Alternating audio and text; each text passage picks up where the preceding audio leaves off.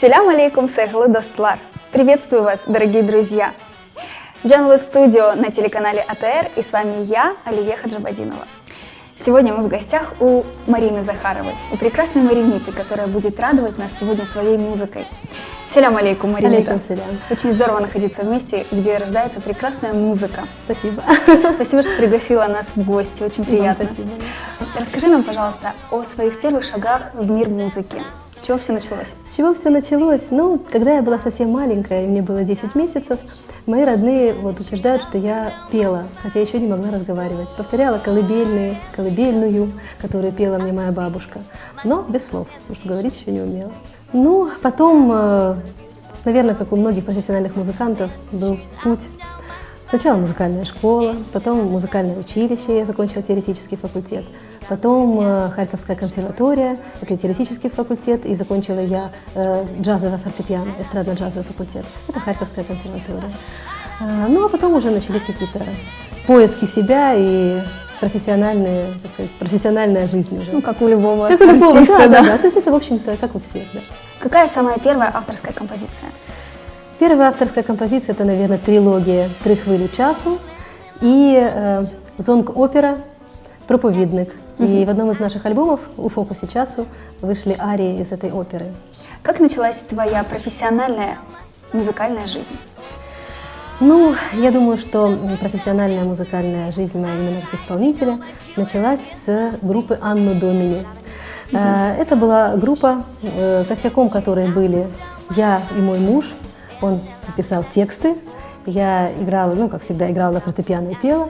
И с нами еще были разные другие музыканты, которых мы приглашали. Это был и Дима Горелик, гитарист из Израиля, и многие другие ребята. И эта группа «Анно Домини» именно с таким брендом и с таким названием просуществовала до 2008 года. Мы очень много ездили, то есть это, вот, скажем, с 2002 по 2008 это была эпоха «Анно Домини», много концертов. Эпоха Мариниты началась с 2010 года, да? Потом уже началась эпоха Мариниты, да.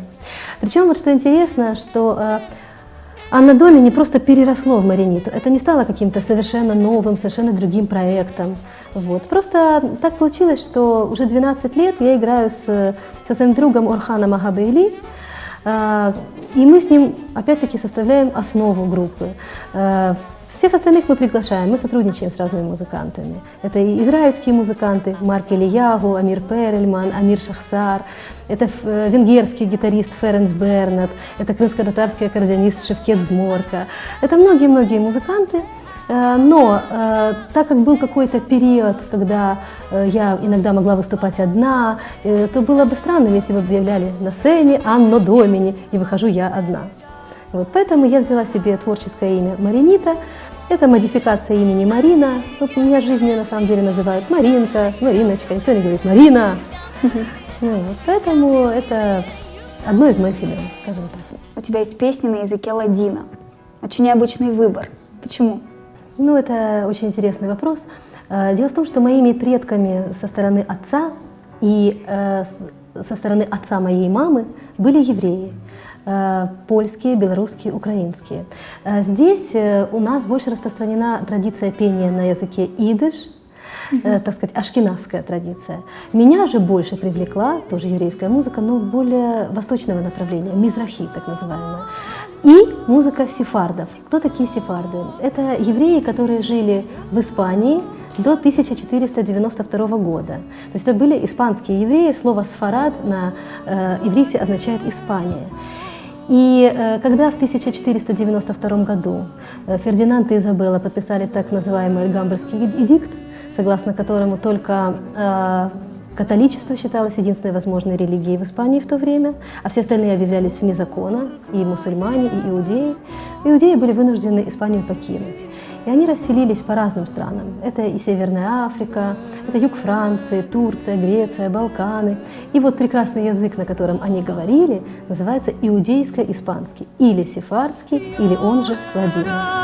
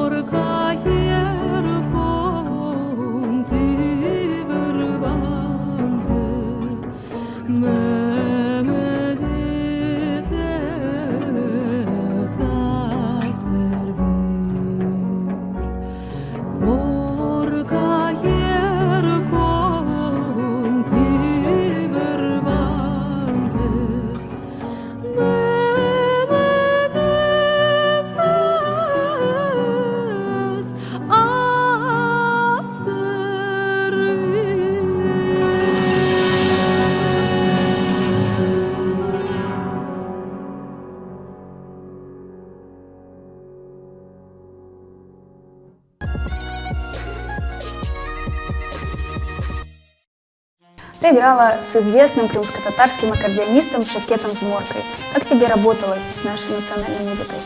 Это и работа, и удовольствие одновременно. Крымско-татарская музыка очень самобытная, очень яркая, очень красивая, поэтому получаю массу удовольствия. А с Шевкетом мы работаем и играем и сейчас, и, я думаю, будем играть еще в будущем. Кроме того, кроме Шевкета, я еще сотрудничала с Рустемом Бари, перкуссионистом и флейтистом, ну и вообще мастером игры на духовых инструментах Наркетом Рамазановым. И с ними было записано «Галилея». Это наш альбом, еще под брендом Анна Домини 2008 года. В январе 2016 года вышел в свет твой диск «Маринита», на обложке которого изображены замечательные работы нашего крымско-татарского керамиста Рустема Скибина. Мне очень приятно, что именно крымско-татарский орнамент на твоем диске. Вы сотрудничаете вместе с Рустемом Скибиным? Да, мне тоже очень приятно, я очень люблю его работы, они у меня и дома висят, как вы видите. Рустем возит свои выставки, рассказывает о декоративно-прикладном искусстве крымских татар, и люди воспринимают это с большим интересом. Чем ты вдохновляешься? Ну, я на самом деле вдохновляюсь всем, что меня окружает.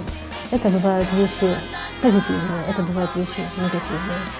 Конечно, еще вдохновением является моя семья, мои дети, мой муж. Но я очень люблю разные музыкальные культуры. Меня часто спрашивают, каким стилем музыки я занимаюсь. Его можно характеризовать как global music. Композиции, которые я пишу сама, я пишу на украинские тексты, которые пишет Борис Захаров. Как-то так, мой муж, как-то так сложилось, что всегда он пишет по-украински с конца 90-х, и поэтому все еще харьковчане, наши, так сказать, земляки, мы ведь сами из Харькова, они помнят, что с конца 90-х годов мы выступали, и наши композиции пели на украинском языке, ну и также пели разные английские, скажем, песни, ну и так далее. И песня «На орнаменте сходу», которую вы вместе Да. написали, это ваша совместная работа. Мы Да, ее это сегодня одна из услышим. наших совместных работ. Да.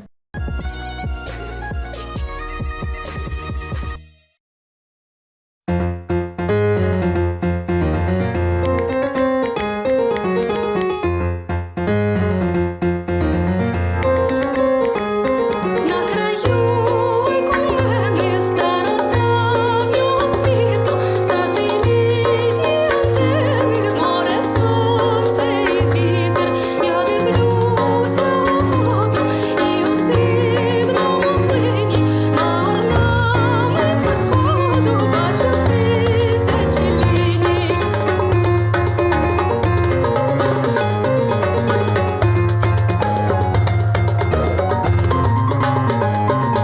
Ворожила даремно я на кавовій гущі, і минуле тут темне, і туманне грядуще. Такам-дам-да-дей, я-да-да-да-дей, та-дам-дам-да-дей, я-да-да-да-дей, я-да-да-да-да-дей, да-да-да-дей, та-да-да-да-да-да-да. Та-дам-дам-да-дей, я-да-да-да-дей, та-дам-дам-да-дей, я-да-да-да-дей.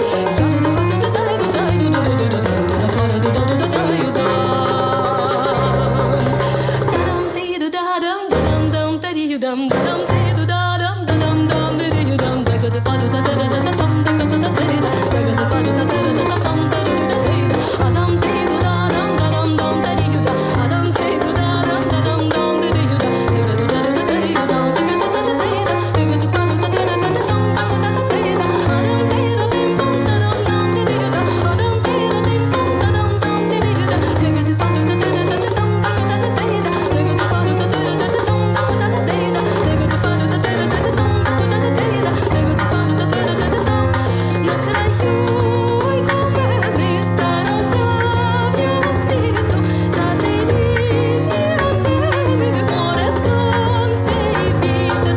Я дивлюся у воду і у срібному плині, на орнаменті сходу бачу тисячі ліній.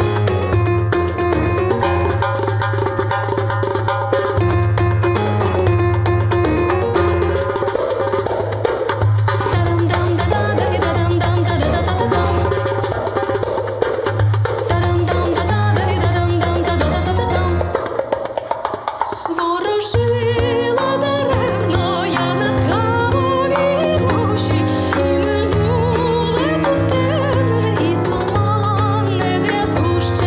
На орнаменті сходу, на краю кумени, не дивися у воду, подивися на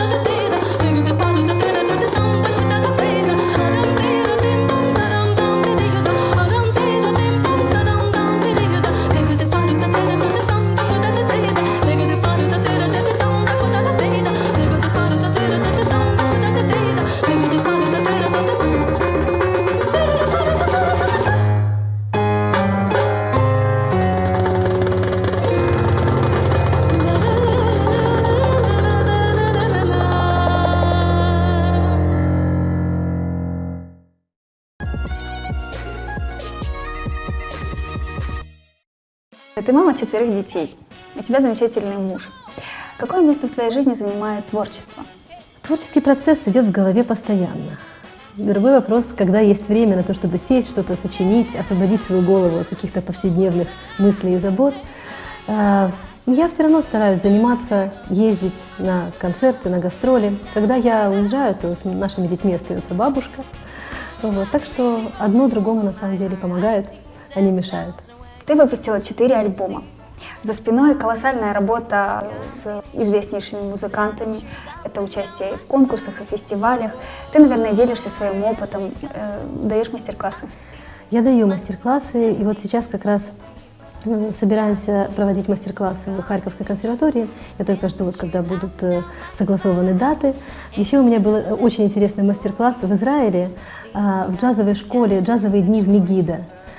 Это был такой как бы и фестиваль, там были концерты, и в то же время были мастер-классы. А мне это было тоже очень интересно. Не только студентам, которые пришли на этот мастер-класс, но и мне. Потому что не секрет, что израильское образование музыкальное очень на высоком уровне. И мне было интересно, какие там студенты, что они знают, что они учат, как они себя ведут. И то есть мне это было тоже очень интересно. Они раскрепощенные. Ты, наверное, у них тоже чему-то научилась. Да, я научилась, потому что когда мы учились, нас все-таки немножко зажимали наши преподаватели. Вот. А там сказывается, возможно, то, что нет обращения на «вы», там есть только обращение на «ты». То есть они относились ко мне с должным уважением, как человек, который приехал из-за границы, чему-то их учить, что-то им рассказывать и показывать. Но в то же время у нас не было дистанции, как у нас обычно бывает между учеником и учителем. И когда на следующий день после мастер-класса я пришла уже на концерт, они меня встретили тем, что они наигрывали мою песню. А какие твои дальнейшие творческие цели? Творчество – это сама цель. То есть я знаю, что, иншаллах, я знаю, что будут еще концерты, что будут еще поездки, будут концерты в Украине, будут какие-то записи, сотрудничество с разными музыкантами. Я очень надеюсь, что все будет хорошо. Спасибо тебе, что пригласила сегодня к себе в гости, что подарила всем нам прекрасное настроение. Спасибо большое, что вы пришли. Ну а на сегодня все. Джанло Studio еще не раз вас удивит. А с вами была я, Алия Хаджабадинова. До скорых встреч. Салых не калмас.